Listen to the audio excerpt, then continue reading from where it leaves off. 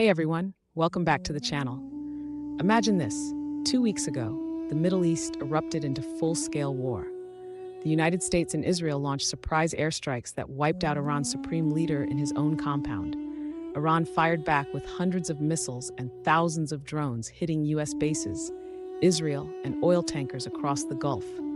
Now the Strait of Hormuz, the choke point for 20% of the world's oil, is basically closed. Gas prices are exploding, stocks are crashing worldwide, and millions are heading to bomb shelters. This isn't a Hollywood blockbuster. This is the Iran-America war of 2026 happening right now. Today we're breaking it down step by step.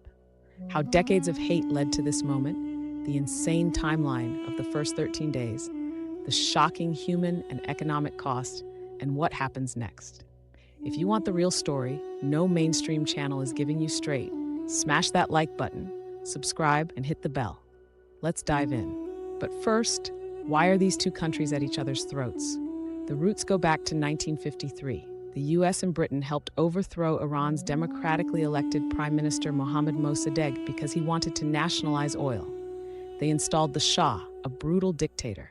That betrayal fueled the 1979 Islamic Revolution. Americans were taken hostage for 444 days. Ties were severed forever. During the 1980s Iran-Iraq War, America secretly backed Saddam Hussein with weapons while Iran suffered massive losses. Fast forward, Iran built the Axis of Resistance, Hezbollah in Lebanon, militias in Iraq and Syria, Houthis in Yemen, to fight Israel and the US by proxy. The nuclear program became the flashpoint. 2015 JCPOA deal under Obama limited Iran's enrichment. Trump pulled out in 2018, reimposed maximum pressure sanctions. In 2020, the U.S. assassinated General Qasem Soleimani. Iran hit back with missiles on U.S. bases in Iraq. Then came the 2023 Hamas attack on Israel, the Gaza War, and the June 2025 12-day war where Israel and the U.S. already struck Iranian nuclear sites once. By late 2025, Iran was rocked by its biggest protests since the revolution. The regime cracked down hard. In February 2026, indirect nuclear talks in Oman and Geneva were collapsing. Iran wanted to keep enriching uranium. The U.S. said no way. President Trump had already moved the biggest American military buildup in the Middle East since 2003 Iraq invasion. On February 27th, Trump gave the final green light from Air Force One. The stage was set. February 28th, 2026, 9:45 a.m. Tehran time.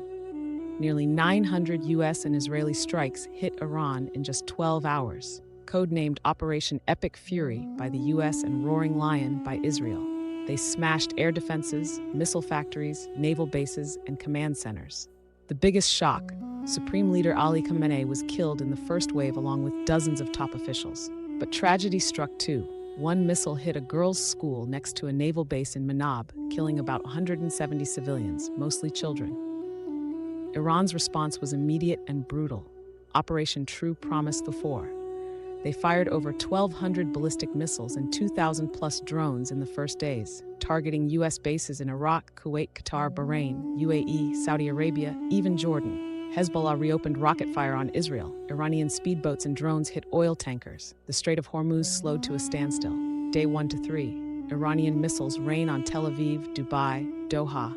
U.S. and Israeli jets keep pounding Tehran, Isfahan, Natanz. Iran forms an interim leadership council. Europe rushes warships to Cyprus after an Iranian drone hits a British base there. By March 5th, Iran appoints a new supreme leader, Mojtaba Khamenei, son of the late leader. In his first public statement, he declares, "The Strait of Hormuz stays closed until the attacks stop." He warns U.S. bases across the region will be hit next. Missile launches from Iran drop 86–90% thanks to U.S.-Israeli air superiority, but the war is far from over. Fast forward to today, Day 13, March 12 to 13, 2026. U.S. and Israeli strikes continue, over 6,000 sorties so far. They've sunk dozens of Iranian naval ships, destroyed missile production sites, and hit oil facilities. Iran is still launching smaller barrages. Just yesterday, missiles hit Tel Aviv again, injuring over 120 people. Casualties so far: Iran, 1,200 to 4,000 plus dead, both military and civilians. Israel, 18 dead, thousands injured. U.S. at least 9 service members killed. Lebanon's Hezbollah front, over 500 dead. Gulf states, dozens more. UNICEF says over 1,100 children have been killed or wounded. Hundreds of thousands are displaced in Lebanon. Iran has faced internet blackouts for days. Proxies are active. Hezbollah is firing rockets daily. The Houthis are verbally supporting Iran but remain quiet so far. The U.S. claims they're eliminating Iran's ability to threaten the region, while Iran calls it an illegal war of aggression. Now the part that hits your wallet. The Strait of Hormuz blockade has choked global oil. Brent crude hit $100 to $114 a barrel, highest in years. Asian countries are rationing fuel. Stocks worldwide are tumbling. The U.S. alone spent $11.3 billion in the first week, about $1.5 billion per day. Food prices, shipping, aviation, everything is getting more expensive. Historical sites in Iran damaged, cultural loss on top of the human tragedy. Legality? Most of the world, including the UN Secretary General, says the initial U.S.-Israel strikes violate international law. No UN approval, no clear self-defense. A few allies disagree. What's next? Trump says the war will end soon, and we've basically won. Analysts say it could drag weeks or months. Iran's new leader vows to keep fighting. Missile stockpiles on both sides are the race now. Who runs out first?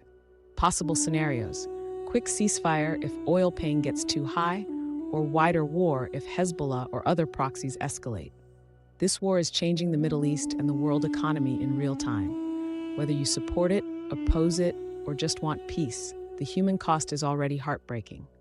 What do you think happens next? Will it end in weeks or drag into a longer conflict? Drop your thoughts in the comments. Like this video if you want weekly updates on this story. Subscribe and hit the bell so you never miss a breakdown. Thanks for watching. Stay informed, stay safe. I'll see you in the next one.